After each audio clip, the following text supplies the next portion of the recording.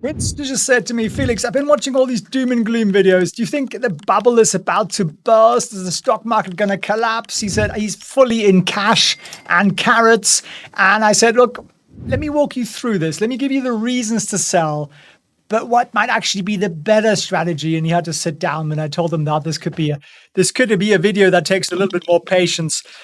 So let me walk you through that here. Just a little bit of perspective from someone who's been in the industry for a while. I was a banker a long time ago, and I've been trading for quite some time and investing. So let me share with you a few things. So you might be thinking, okay, it's all going to shit. Excuse the language. And, why is the market going to pop? Well, everything is expensive, right? Stocks can't go up that much for that long. How about government debt is a total disaster? We've got wars going on. We've got inflation. We've got high rates. Am I depressing you yet? Don't worry, this is going to get more positive. What else is going wrong with the world? I mean, there are plenty of things you could think of, right? There's all sorts of stuff that could potentially make something happen here. We've got a banking crisis for sure. We've got a commercial real estate crisis, CRE. There's plenty of things that are definitely not in the right place. Does that mean you should sell? Does that mean you should sell everything? You should sit on cash and you should wait for it to get better? Well, let me show you this chart.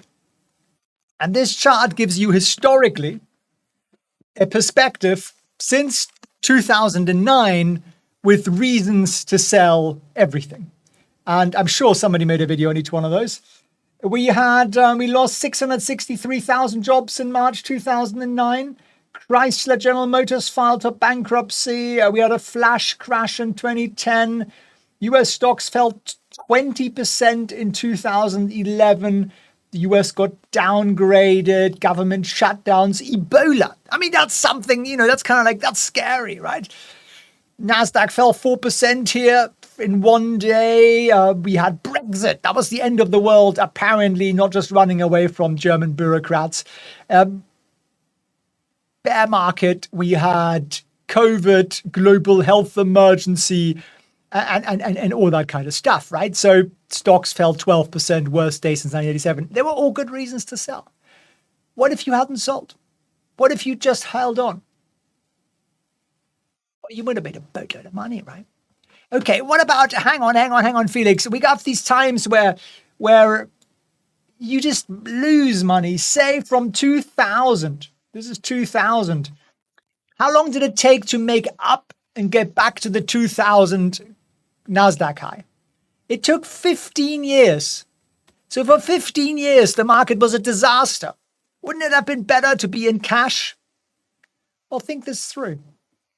If you had bought only at the top of 2000 because you were particularly great at FOMO buying, and then you would not have bought a single thing for the next 15 years because you were hanging in there in cash and you were listening to the doom and gloomers, then yeah, it would have taken you 15 years. But what if you were a long-term investor?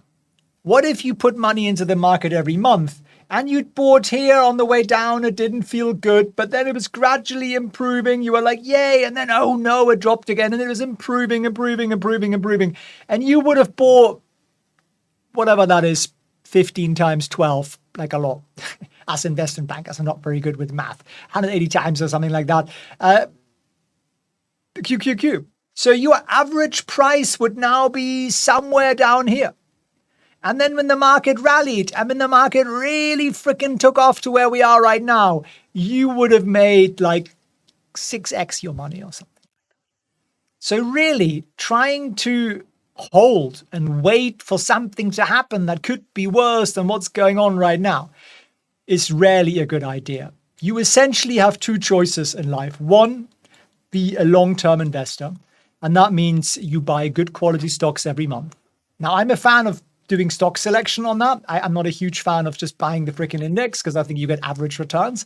I'd like to have better than average returns. If you want to learn how we do that, I've got just the thing for you. But what's the option number two? You become a short-term trader. And that might sound complicated. Well, because you've never been taught it. But I've also got something for you. So what I'm going to pop on the screen here is a walkthrough to long-term investing, how to actually become great at stock picking.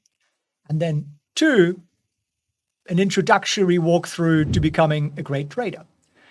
Watch 1, watch 2, depending on what you want to be doing with your life, or maybe do both. I do both. And then I take the profits from here and I put them back in there. We can get into that another time. But watch one of these and you're going to get really, really good at it. And that's really what I want for you. So check it out. Thank you for tuning in.